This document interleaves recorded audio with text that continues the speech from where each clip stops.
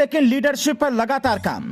कांग्रेस मतलब सिर्फ गांधी परिवार, विवादित मुद्दों पर क्लियर स्टैंड, विवादित मुद्दों को ठंडे बस्ते में डालना, कानून व्यवस्था का बुलडोजर मॉडल, धर्म के हिसाब से कार्रवाई तय करना, बूथ लेवल पर कार्यकर्ताओं को बढ़ावा, जिला लेवल पर भी अध्यक्ष तय न होना, गरीबों तक योजनाओं का लाभ पहुंचाना, अमीरों को कोसते रहना, विजनलेस होना। ये वो 5 वजह हैं जिसने बीजेपी को 3 से 303 सीटों तक लाकर खड़ा कर दिया और कभी सत्ता में रहने वाली कांग्रेस को देश से ही समेट दिया। तो सवाल ये उठता है कि जब सब कुछ इतना साफ है तो कांग्रेस ऐसा क्यों नहीं कर पा रही है। 3 मिनट में हम आपको 3 बातें समझाते हैं जिसके कारण कांग्रेस चाहकर भी अगले 10 सालों तक बीजेपी का कुछ बिगाड़ नहीं पाएगी। लेकिन उससे पहले बीजेपी के स्थापना दिवस पर पीएम द्वारा दिए गए बयान को सुनिए और समझिए कि कैसे एक बयान ने सियासत की दिशा सेट कर दी।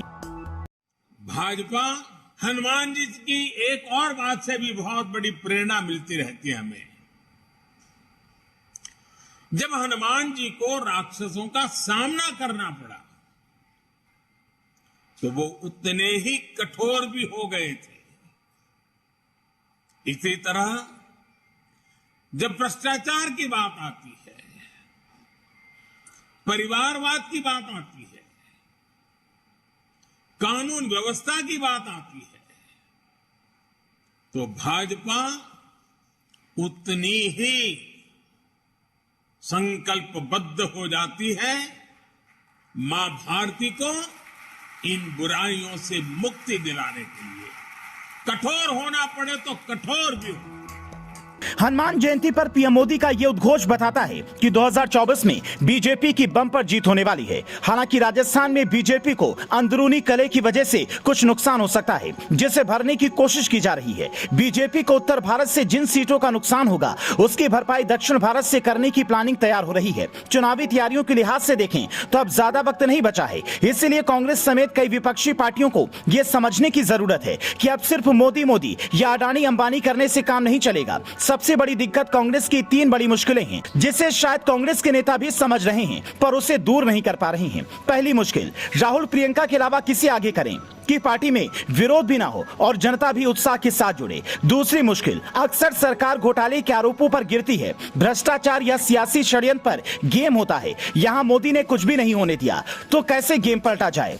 तीसरी मुश्किल, 370 से लेकर 3 तलाक और बुलडोजर तक का फैसला बीजेपी सरकार ताल ठोक कर रही है। पब्लिक भी पूरी तरह से साथ है। ऐसे में जनता को क्या कहकर वोट लिया जाए। आपको उदाहरण के तौर पर नॉर्थ ईस्ट की कहानी समझाते हैं। वहां विपक्षी पार्टियों ने कहा कि यहां बीफ जरूरी है, तुरंत बीजेपी प्रदेश अध्यक्ष ने कह दिया मैं तो खाता भी हूं। ये वाली पॉलिसी सिर्फ वहां के लिए जहां के लोगों को दिक्कत है, मतलब जगह के हिसाब से बीजेपी अपनी पॉलिसी बदल देती है। और कुछ लोग कहते हैं कि अमित शाह के क्षेत्र में एक भी अंडे की ठेली नहीं लगती। हालांकि ये कितना सच है और कितना झूठ ये नहीं कहा जा सकता, पर आप सोचिए गुजरात में शराब के बाद इस तरह के प्रतिबंध हो सकते हैं और पब्लिक इस मुद्दे पर वोट भी कर सकती है, तो फिर यह समझना हर पार्टी के लिए मुश्किल होगा कि हमारी रणनीति क्या है।